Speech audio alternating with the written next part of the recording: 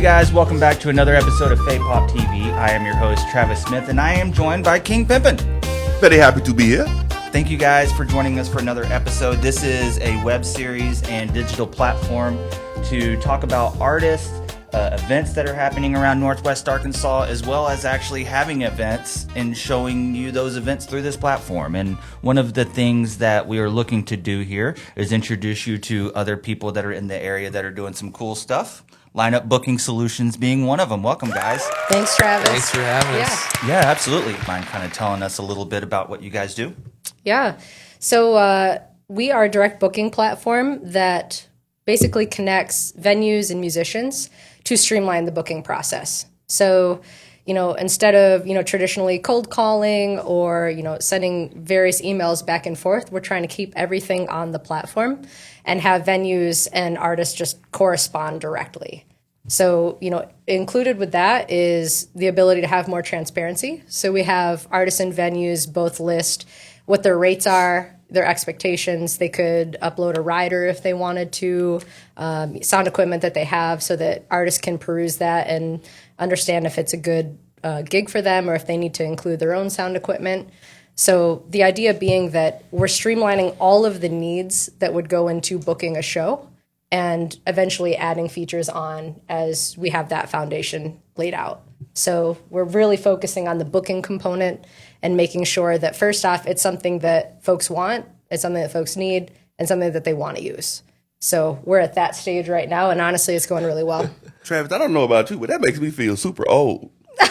Well, like, we are. Well, I mean, geez. we are getting older. That is but that is like some cool, that is like, oh my God, that's like Thank you. Cutting edge. Yeah. Especially like for the kind of stuff that we do. Mm-hmm. You know what I mean? Like that's incredible. That's incredible. I think that we're old enough too to remember though that like the cold calls, the emails, and that's really what led us to like want to make this product. And so I mean, really for us, it's like if we can eliminate some of the pain of booking and really make it a more streamlined, direct process instead of it being something where you have to know a friend of a friend of a friend type scenario, and you have to be a part of the scene for a long time and really have cut your teeth before you get that acceptance and you kind of are able to make tour routes. Let's maybe try to do that. So that's really what made us want to do this. Yeah. Oh man. Yeah. And you guys are musicians yourself, right? We are. Yeah. We play in a band together too. So where are you from? Are you from this area? I'm originally from Western New York and lived in Nashville for a while. Yeah, Craig is I'm from Nashville. From there. So yeah. So I don't hear the New York. I don't hear. That's because I'm from fake New York. I'm from Western New York. Okay. I'm practically Canadian. Okay. So. Okay. All right. But yeah, you're not going to hear that. You'll hear more of like that sound, hard A. But other than that, you're not going to hear. You're Italian? You're not going to hear much of it. No, I'm not Italian. Can you talk some trash? I can always talk trash. You want to talk trash? You want to talk some trash? We'll talk some trash. But then the Canadian comes out and she says, I'm sorry. I'm sorry. That's what I was looking for when you said New York. I was looking for that. Yeah. So do you guys think that maybe it is important having that not old school, it's not that old, but like having the mentality of like the cold emails that you're sending off and stuff like that, just trying to get like a talent buyer to respond to you or figuring out how to get into a festival or something? How much does the experience of kind of understanding the old school hustle of kind of how it is now, how much does that play into what you guys have done? Do you feel like that helps you kind of hit your mark on reaching out to artists? Yeah. So, I'm a former booking agent. I've done countless booking for bands or for my own band, and we understand that intimately. And I think that's what really helps us decide what we think. We're doing our best to understand what artists might want, what a venue might want, what a booking agent might want, what a talent buyer might want, what a promoter might want. We're trying to see it from all different angles and doing our best idea to construct what we think folks want. So like it's this ever-changing platform to understand those needs and try to provide. So it's not like we're like dead set on how it is. Like this is truly our MVP, like our first stab at it. But honestly, the feedback has been really positive. So we feel like we're pretty close right now, and that might change. And, we talk to a promoter and a promoter says, hey, I think this feature would be really helpful. that's something that we would add on and try to get as close to that organic experience as possible, but making it quicker and more efficient. So you're working with local entities and also taking like their feedback and then kind of, obviously if it works, incorporating it into the app as well. Yeah, absolutely. Yeah, that's part of it. Like I mostly work with venues and Craig works with artists because we're trying to build both sides of the rosters. So, I get a lot of feedback from venues. He gets a lot from artists, and it also helps that we play in a band together and know that process. So together, I feel like we have a really good understanding of what's going to work for folks and what's not. The thing that I like about it is, whenever you book a show, there is like a, when you're in the thick of playing a lot, there's like an order of operations, if you will. Like whenever I book a show, I go to my Photoshop rollout and I do all my Facebook image, and then you do all your stuff. Yep. So what I like what you're doing is you're kind of taking the admin work and the executive stuff that a lot of artists really don't want to do. And you're almost like you could look in there and see what you might be overlooking on your shows and stuff like that. You're kind of carrying the admin load, which a lot of people would hire maybe a manager or someone to help them with. Absolutely. And that's the idea too is, we're trying to provide tools, especially because independent artists are a lot more popular now. There's few that are attached to labels as much as they were like a decade ago. So the idea is to give independent artists an opportunity to have tools so that they can do that. Because, as an artist, there's 10,000 things that you have to do. You have to make the music. You have to record the music. You have to promote yourselves. You have to book shows. You have to do all of these things. So providing some sort of help in an administrative fashion, especially like for the hyper creative types who are like, I don't do this. This is an opportunity to do that. We're giving you a tool to help with the admin idea of it.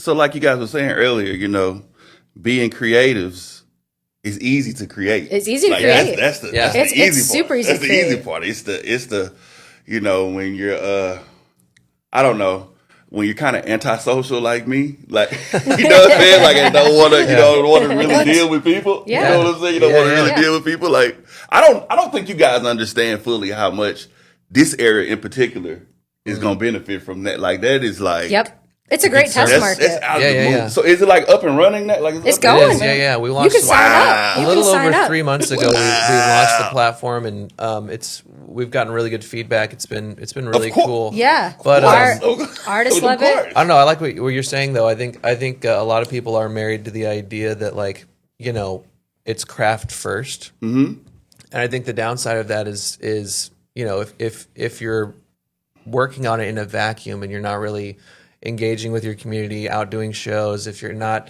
trying to market yourself and really spread the word about what you're trying to do and what you're creating, then ultimately your craft isn't going to be seen and you're not going to be Absolutely. heard. So I think hopefully Lineup can be kind of the intermediary between all those things where it's like, hey, we have all these administrative tools, we've got all these resources for you, and here's your chance to actually get your craft out there. So let me get this right.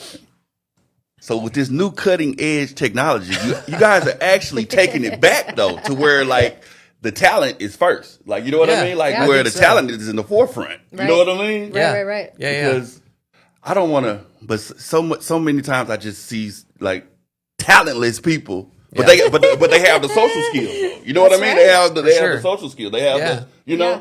This is like evening the playing field, right? Yeah, I think like the whole idea behind technology, at least in its best form, is that it's streamlining a bunch of the unnecessary things. Exactly. So Yeah. I mean, if we can do that, then I think we can make the music industry a better place. I say protect these guys at all costs. You know what I mean? Protect them, like you know what I mean? Totally. Talk about your guys' approach to the events that you have.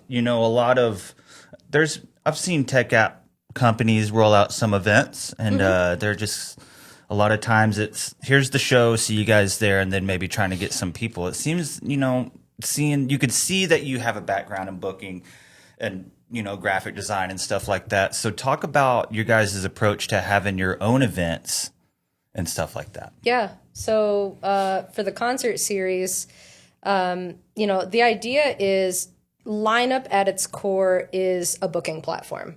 Craig and I are not promoters. But what we do want to do is engage the community and try to develop that music culture as much as we can, especially like we're in Bentonville, where it's a very different scene from Fayetteville. Like, you're not going to see 3 bands and a DJ performing on a Friday night at a brewery. That just isn't really happening. So our idea is to show what is possible. Like, you know, if you traditionally don't do music at a venue, you can do it, and we're going to show you that you can do it. And we want to be able to empower venues who don't traditionally do music, or have maybe wanted to get into live music, to demonstrate that you can do that. And we're going to give you the tools to do it, and we're going to prove that you can do it. And I feel like we did that in this instance because Stoic is very new in Bentonville. They don't, you know, they're new to like hosting live music, and you know, they signed up on our platform. And what we want to do is bring these kind of concerts to new venues that sign up with us. First off, as a thank you for joining our platform and in believing in what we're doing, but also to demonstrate like it can happen, and you just need to put in some effort to do it. So that's our mentality behind it. And yeah, we had a freaking great turnout from it. Yeah. We had over 200 people come to it, and I think their max occupancy is 88. So Yeah. Pushed it a little That felt bit. good. Pushed it Start a little small and bit. outgrow it. that's right. Yeah, you That know. felt good. Yeah. Yeah, but I think it's really just like providing those case studies and really proving that the formula works. I mean, I think a lot of people, they want to get into this space, or like I think the music industry as a whole, I think especially live music has kind of moved towards venues being multi-purpose spaces. It's not just, hey, we're devoted to just doing music. It's kind of like we're a brewery. It could be a recording studio. It could be a restaurant. It could be all kinds of different things. And I think if we can show, hey, this is the type of model that works for you, this is the type of model that would work for a fully devoted music venue, then I think we can kind of just show those case studies and hopefully help people grow. And Yeah.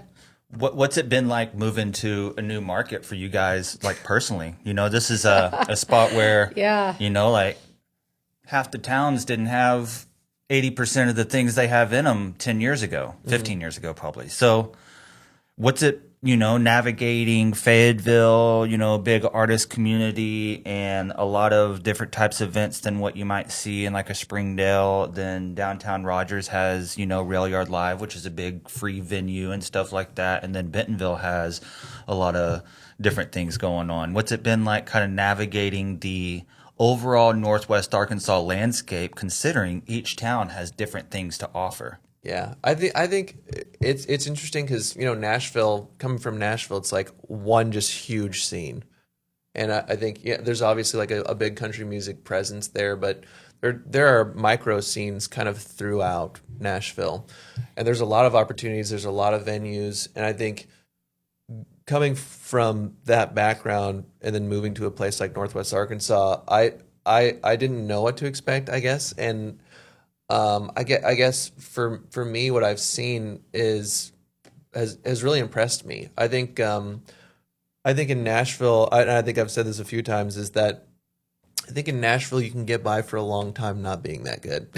Because there's so many opportunities, you know. There's so many like Slip through the cracks almost. chances to flub, you know, and not be good. And I think in a place like Northwest Arkansas, where the opportunities are kind of, you know, not as robust, or there's not as many, you really do have to prove yourself just out the gate and be good. And so I've really been impressed by a lot of the bands and artists in the area, and there's a lot of talent here. And so That's probably like my favorite thing about the whole area. Yeah. A lot of times whenever I'm talking, you know, music scene stuff, I'll be asked like, what kind of music am I into, or what like pocket of a scene do you feel like I'm in? But I work with like venues, so I end up like, if you're gonna like, I do all the social media and graphics for Rail Yard Live and shoot content there. So if you play at Rail Yard Live, we're gonna have some type of marketing conversation at some point, or so I get to kind of talk to everybody without knowing. I don't know what their intentions are. I don't know what type of band they're trying to be. I just kind of know of my interactions with them personally and how they operate and stuff like that. So I kind of get to talk to everybody at least once or twice. And then sometimes 10 or 15 years down the line, I know all these people, which kind of leads to why I'm having a music festival, is because it's just like at some point there's folks like yourself and and you know, like your music and stuff like that. It's like so many, it's all over the place. There's the bluegrass community, and then there's all these pockets and stuff. It's just, I think right now things like the music industry meetup helps. Just getting things that get everybody in the same room to see, yeah, we might play something different on your guitar or something like that, but at the end of the day, we're all trying to do the exact same thing, which is make fans, book shows, and then build content around it and try to see the best chance we have of building a career for ourselves. So I think, what we have here, you're right, where there might be the venues might not be just as many, but there's definitely enough artists to fill them and stuff. So there's a lot of things where people are having third spaces pop up, and things like what you guys are doing, like kind of helping facilitate shows. I don't know how many venues I've worked for that we started having music and they really wanted to have music, and then we get it going for, you know, I'll book 2 months out and I'll come back and be like, hey, you're having free shows, but they're $250, $300 a pop or whatever you're paying out. And if you're doing that every Friday and Saturday, double that, and then go times 4 if you got 4 weekends that month. So now you're looking at, well, it's only $300 a night, but at the end of the day, you got $2,400 a month that you're going out. So whenever you've been in those situations, whenever you come in and you help facilitate like a music series or something, I think having it go well, even if the attendance is half as many people as they expected, but it was smooth, and you kind of took, you know, people might want to have music at their venue, but they don't really know how to book it. They don't know what to do. They don't have time to go learn the market value of artists and stuff in their area. I think you guys kind of coming into spaces that want to have music with the experience, knowing how to book shows all kind of in-house, kind of gives them a good chance for success to come out of the gate swinging, to see that even if you don't work with me, this is what a successful event looks like. Yeah, you know, and that's just how it goes. And honestly, that's really the route that we took, was like we didn't want to just be paying for ads and like have a huge ad spend or something like that. We wanted to do it all in a very organic way. Yeah, and I think that you know, that really put us toward really further along the process of really figuring out, hey, what these formulas look like and whether or not this is something that venues could sustainably do. I think it also helps that Craig and I are just not straight up business people. Like at all. You know? You say you're not business people? Yeah, we're not. But we know we can do this because we have the knowledge to do it, and we're pretty sharp individuals. Yeah, if you're doers. We're doers. Our business is. We're going to make it happen. I mean, you guys have an app. Of course you're sharp. Yeah, Of course you're sharp. We did it. But you know, it's like we're learning in that element as well. But our expertise in music and like what we bring to it is like, you know, we're able to help with a full production because Craig does graphic design. We're both musicians. I'm great at like managing things and doing administrative things. So together that puts on, you know, a really positive event. Yeah. But, you know, obviously, again, like I said, we're not promoters. So what we can do is at least share that information with venues who want to have that approach and, you know, help them along in that way. And eventually, I think what we'll do too, from the feedback that we've gotten so far, is, you know, potentially an area for like promoters to be able to join, folks who have that kind of expertise that could be an add-on to an experience. So like if a venue really doesn't know what they're doing and they're just like, can you just put this on? Like, okay, cool. So, you know, just allow artists to be able to book, say, hey, actually I want a promoter for this. Maybe I need a designer to work here, right? Let's make this an entire event production. I'll take all the pieces that I need to make this a successful event. Yeah. Obviously, we're focused on booking right now, but from there, as we recognize it working, we can add on those other features to make it an entire production and to bring success to the venue. So, wow. I think so eventually, this app is where everything is going to, like, you know, you're going to need nothing else. Dashboard. You know what I mean? Yeah. Like that is like, wow. Yeah, it'll have the entire production in it. That's the idea. Are you two the only two members of? It's just us. Yeah. We our developer Jay Price, who helped us do a lot of the functionality of the app, is kind of like touch base as we need him for updates and things like that, and he's been really hands on to like just continue to work with us even after the launch of the app. So he's definitely still in the picture, and he actually launched a ticketing platform called Kickits that we used for the event at Stoic. So, Yep. So how long has it been up and operational? I'd say 4 months? Something like 4 months. months? Yeah. Yeah. Relatively new. We're relatively new. Okay. Yeah. They've been cooking though, We're cooking. like crazy. We're cooking. It's honestly been really fun to transition from like the actually doing like the development side of things where you're just kind of like in the trenches, kind of just just in the thick I don't of it, miss it. to doing all the networking and stuff like Yeah, that. It's that's like fun. it's just way more fun. It is way more Just getting fun. to talk to people and getting to yeah. engage and like figure out, hey, how do you want to like use this platform? What tools do you like? What tools do you want to see added to the platform? And so it's been interesting to see how it's gotten used and how it's evolved. Yeah. As I guess like a business owner, Yeah. how much has this been like a I own a rollout? business. What?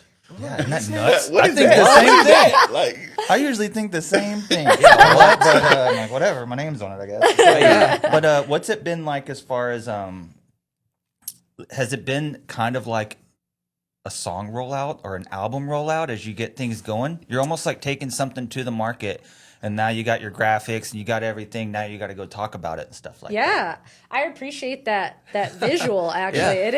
It is kind of like that. Yeah. Like you said, we were in the trenches developing this thing. Craig was doing like just in on the graphics 24/7. I'm trying to come up with ideas like how can we better this? I'm more of like the strategic, like maybe we should implement this. Yeah. And Craig's like, okay, cool, let's do this. Or maybe, Craig thinks of something. It's just like this back and forth from going from that to be able to like, hey, we have something to talk about now. Before we didn't have anything to talk about. We're like, this is coming. We promise it's coming.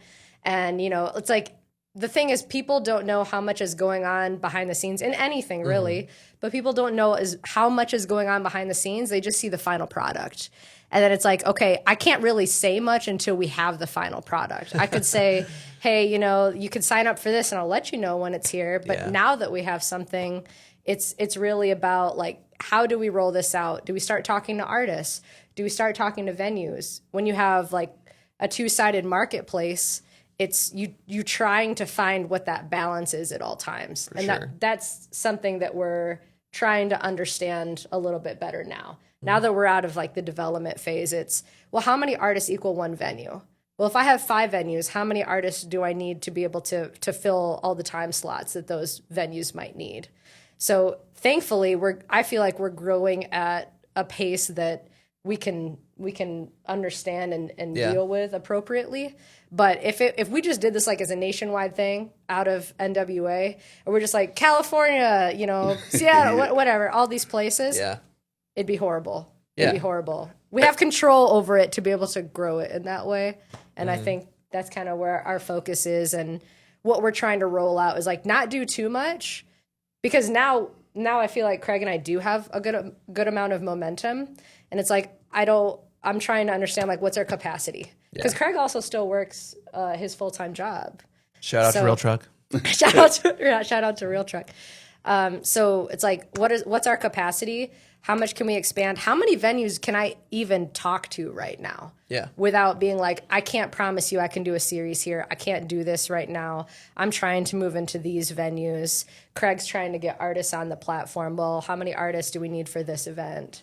So it's like, it's so much, there's like so much that is just always up in the air that we're trying to analyze and recognize like what's the next phase. And I think it was, I think like months ago it was all theoretical. Like we really didn't know like how it was going to develop or how we were going to meet that happy equilibrium. But I feel like it's kind of naturally over time, it's kind of gotten there on its own.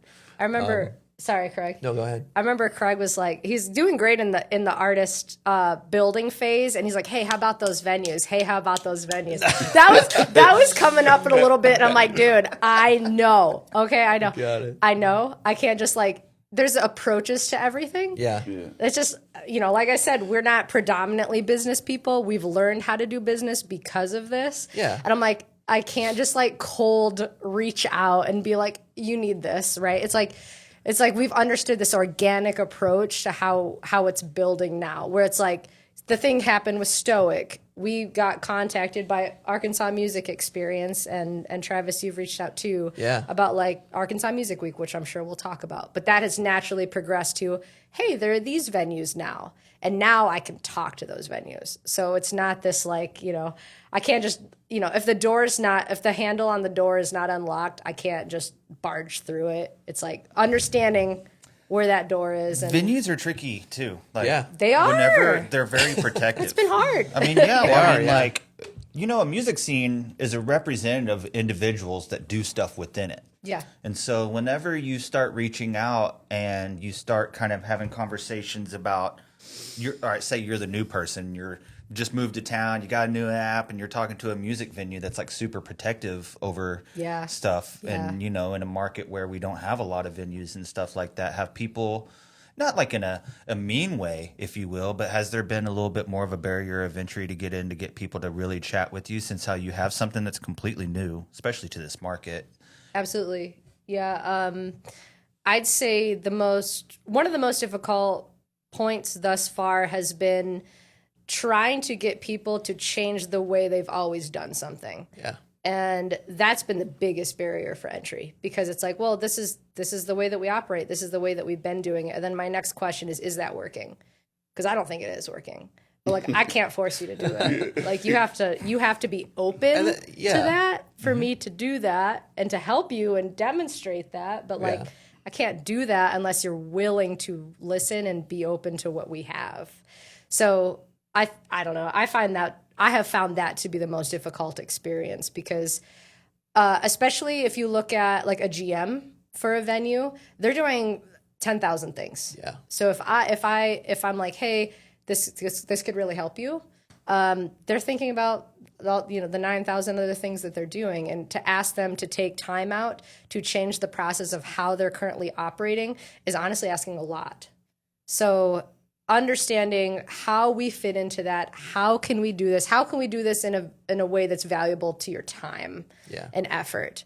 That's been a difficult experience, but I'm very confident that once that occurs with certain venues, then they'll recognize the great tool that we have available for them. For sure. But that's been really difficult. I think in general, just getting people to change what they do. I think it's an easy sell for artists. I think they immediately, they're like, because they've made the cold calls and the emails, and they've had to figure out how to do tour routing and stuff like that. And so artists love stuff like this. Yes, I know. They do. Dude, this is awesome. Yeah. Yeah, anything that makes their lives easier and gives them that access. says a lot about the relationships between artists and venues. There's always been I've always been cool with both sides, because one pays me. But like, that's like my job. But like, I think in terms of like, there's a lot of times that, like old school, like who should be promoting the show? Well, the answer is both of y'all. Yes, for sure. But like, That's for big. a long That's time, big. I still see arguments online that are like, so artists trying to play places that don't even have a marketing infrastructure. Yeah. Yeah. I want to know kind of like some of the behind the scenes things, because me and Travis, I play with Travis's band. We do. we got a 90s hip hop tribute. Oh, yeah. So Love it. in the developmental stages of the show, we rehearsing and we kind of going over what songs we want to do, blah blah blah, and I'll be like, well, let's do this song, and Travis would be like, nah. You know what I mean? So I just want to know, like, in the process, like, because that's just how Travis. I mean, I just know if something's gonna work. work. Probably all waste our time. But so I just want to know, like, when you guys are, going back and forth, That's a great and question. how does that, like, how does that work? Like, how does that work? I love this Because you guys question. seem like, Yeah. you're nice and stuff, but in the war room, I want totally. to, you know what I mean? Craig and I have had our fair share of tiffs for sure. Yeah. Always resolved. Always resolved. Yeah. What I will say too is it helps, like, we do different stuff together. Like, we're also in a band. Like, we have to operate in different elements. Yeah. I'd say what's really helpful is that we're specialized in two different ways. Yeah. Like, Craig is definitely more of the creative type in this, and I'm more of like managerial, administrative, like strategy side. So like, when he is an expert on something, I'm going to give the benefit of the doubt to whatever he decides to make an executive decision on. And I feel like that works vice versa. And for the most part, we understand one another's point of view, and we always listen to what one another has to say. Yeah. And we have the opportunity to weigh our own sides on it. We found that it really works so far. Yeah, I think so. In building something that is really important to both of us, of course, things will come along, and they have. But it's, you get over it and you're on to the next thing. We have something bigger than both of our egos involved in this. That's what always helps elevate it. Yeah, that always helps. Wow. We have something bigger. I think it's that old adage of like curiosity over conviction. The idea that like if you're convicted to the point where you're not flexible about how do I make this better? How do I like improve? I think if you're too close to something, a lot of times it's really hard to think outside of the box and like make improvements to the process. And I think we're both pretty good at being adaptive and reacting to things and I think it's funny when we started, we had a mentor, Dave Dworshak, and he Thanks, Dave. He was like, whatever like elements of this thing you think people are gonna love, they're not gonna need, and whatever features you thought no one would want, they're that's the first thing they're gonna ask you about. Yeah. And so I think there was always you could be right, but we didn't really know until people started using the platform. And so there's definitely been a little bit of that where it's like, okay, there's some things that we overlooked and there's some things that we put a lot of thought into that people really didn't want that much. And so I think really what we care about over anything is we're not married to the idea so much as we want to help people. So yeah. And it will change. Like I know for certain. Like I said, this is the MVP. Yeah. So I mean, it's really a beautiful MVP, but it will progress as we add other players into the mix. And we're bootstrapped, so we don't have any investors involved. Craig and I get to call all the shots, which is awesome. But if we ever do take investment, that's things might change. We can't have all of the control if that is it. We're going to try to do as much as we can, but as soon as other players come along, it will adapt as it needs to. And same goes for like other players in the game, so promoters or agents, talent buyers, marketing professionals. When those folks get involved as well, that will help change the trajectory of what we feel is important for features or what we need to provide for people. But I also think that like when we set out to do this, we definitely wanted to maintain autonomy as much as possible. Absolutely. And I think not having the business background and maybe being a little bit more hesitant to kind of go like the venture capital route or something like that. Because I think once you do, I mean, it is kind of like a too many cooks in the kitchen type thing where it's like the second that you have all these people on, like a board of directors or something like that, they have say in what the vision of your company is. And so I think we went into it really thinking like we want to make the world a better place. We want to improve the music scene and we went into it with altruistic motives. Yeah. And I think so there has been a little bit of trepidation to kind of go that route. But I think because of that, we really try to do things in a more strategic way. I think like in a more sustainable way. We kind of call it like the radius approach. Instead of like she said, instead of going to like San Francisco or Seattle, Nashville, all these different music scenes, just trying to immediately just jump into all those places and say like, hey, we're Lineup, we're here, and be like a national company or like a global company. We really want to do things in a sustainable kind of like radius approach. And as we grow the opportunities and as we grow our network and we kind of can facilitate the needs of a local music scene, we expand outward. Yeah. So we didn't want to take money and just have them say, go make us more money immediately. Yeah. Go to LA right now. I don't want to do that. They were saying, it was funny because like as artists, we like, we're creating the music and we're hearing the music.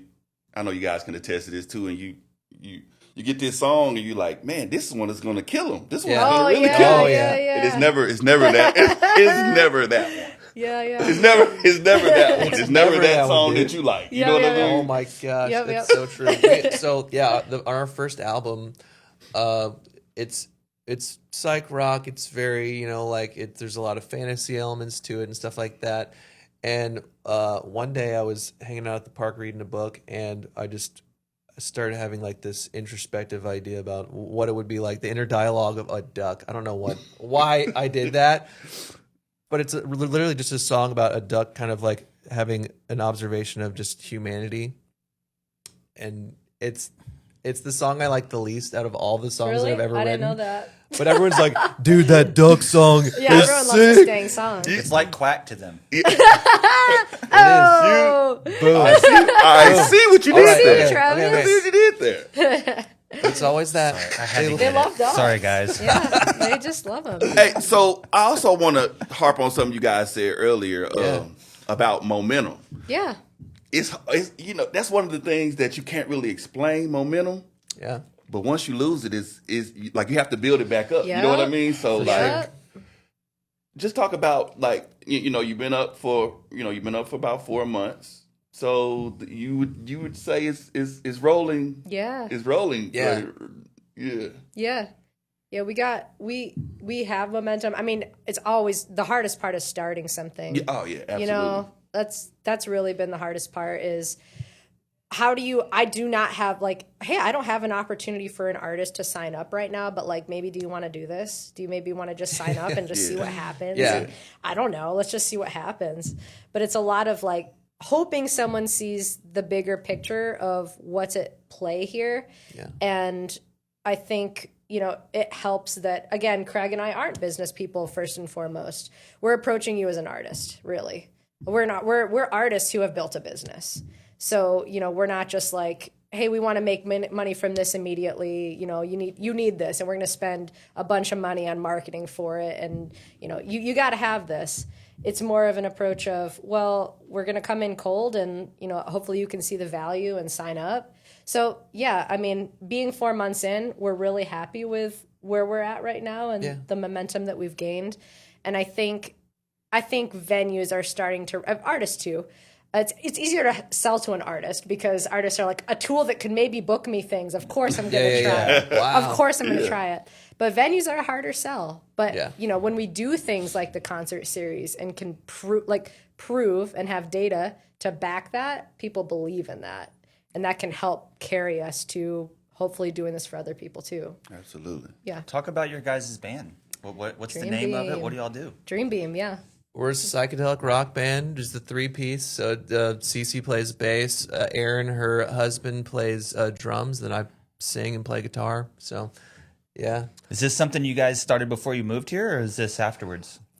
Erin, so I knew Erin in college, and so we've been friends for like 10, 15 years, like a long time. And we started playing music just the second we met. We started jamming and playing with a bunch of guys in college, and we've been in multiple bands and just did that whole thing for a long time. And then over the course of the years, we'd kind of like stay in touch and hang out. I'd go see him. He lived in Memphis for a while, and I'd go hang out with him, and he'd come and hang out with me. I was in Nashville and Little Rock, and so we'd always just kind of bounce around and hang out and stay connected. But over the course of the whole COVID thing, it was like we really started just calling and hanging out, and I'd go on long walks with my dogs, and we'd just have like 2-hour phone calls, and my wife would be like, "Where are you? What is?"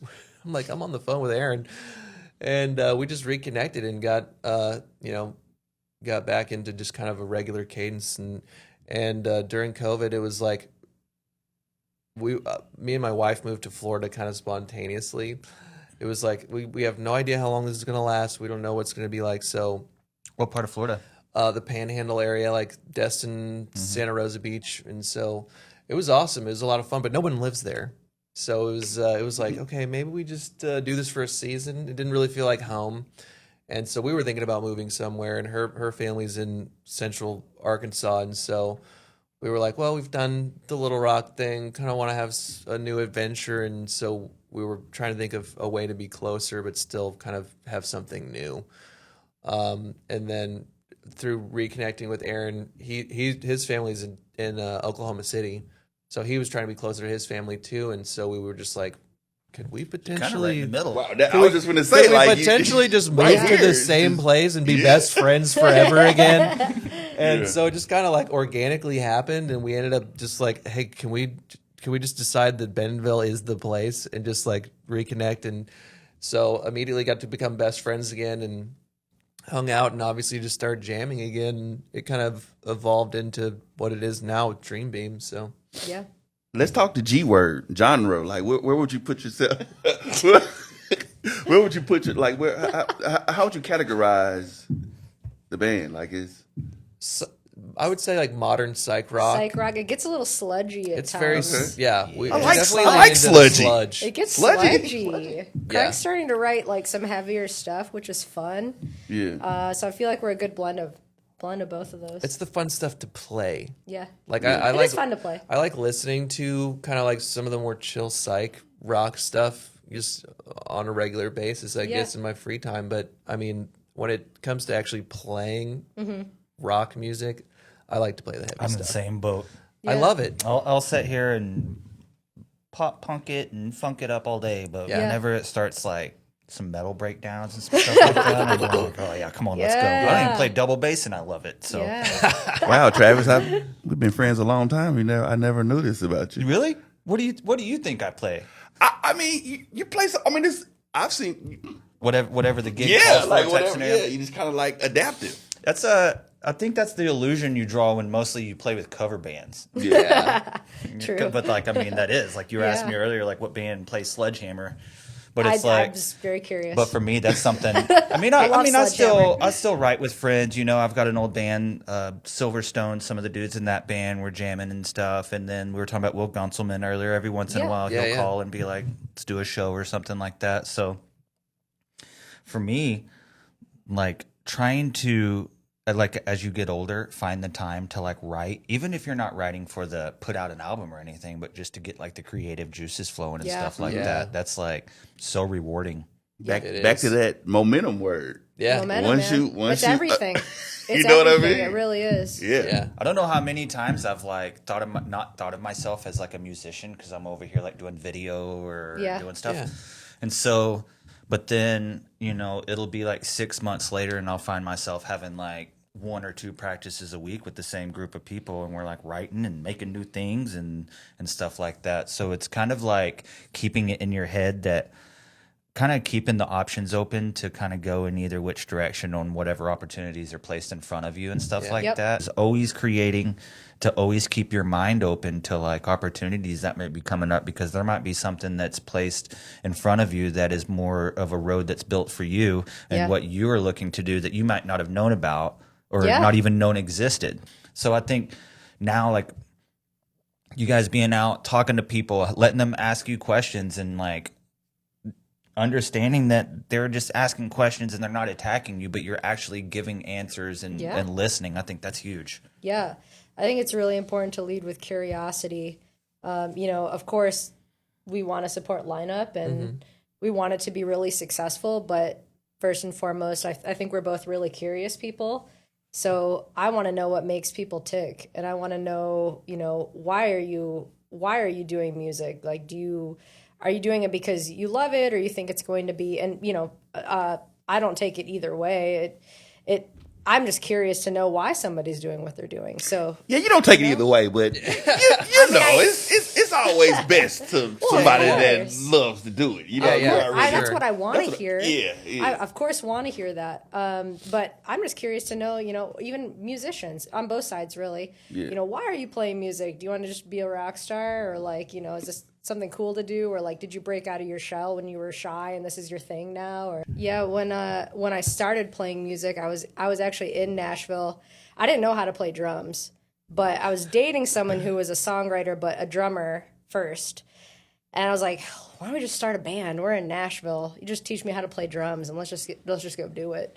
And I was so nervous playing drums. I just always drummed in sunglasses, and that's what it made me think of. I was like, you have all the confidence in the world to play drums, and I'm like, I was wearing sunglasses in these dark clubs playing drums, but like you kind of break out and you find, you know, your confidence on stage sometimes, and sometimes the scene can set you up for that. In Nashville, like Craig was saying, anybody could do it. So I was like, hey, if I'm horrible, whatever, I don't care, it's fine.